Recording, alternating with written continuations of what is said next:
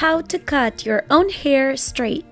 For more precision, you can cut your hair dry if you want, but I always recommend making it a little bit damp for better control. You want to comb your hair really well before you start, and for option number 1, you want to tie your hair in a low ponytail. Take another elastic and tie it a few inches from the first one.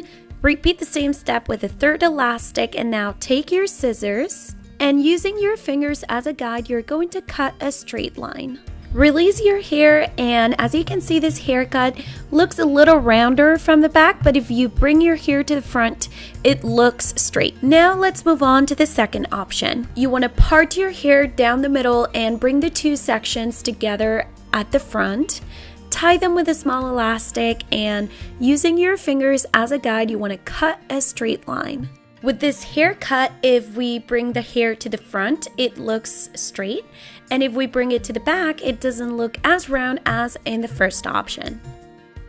If you want your hair to look completely straight when you bring it to the back, you need to take into account that the sections which are further away from your face need to be shorter. So you want to take your hair, bring it to one side like so, and cut your hair in a diagonal line instead of a straight line.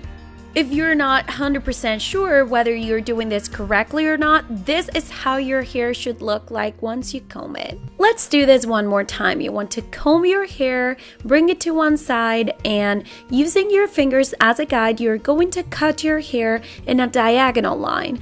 What this cut is going to do is ensure that the sections at the back are a little shorter than the sections at the front. That way, when you bring your hair to the back, both the front and the back sections are going to look the same.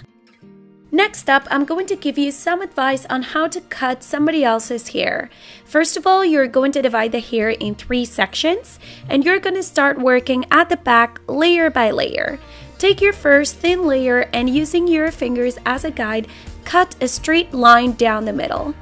Now you're going to take another section next to that one and cut another straight line. There are 2 important things you should bear in mind. First of all, your fingers are being used as a guideline, so to avoid messing up, you need to keep those as close to the person's back as possible. Another thing you have to bear in mind is that your layers should be thin enough so you can see where the previous layer was cut.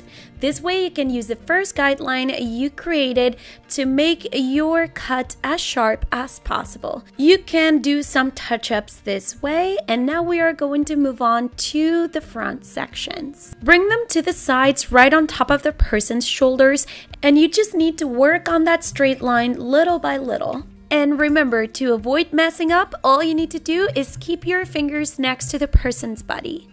Once your haircut is completed, you want to blow dry your hair and straighten it, and if you see any imperfections, you can touch them up. As you can see, when you bring your hair to the back, it looks straight, and when you bring it to the front, it looks a little bit longer on the front. I really hope you enjoyed this video. If you did, please give it a thumbs up and leave your comments down below.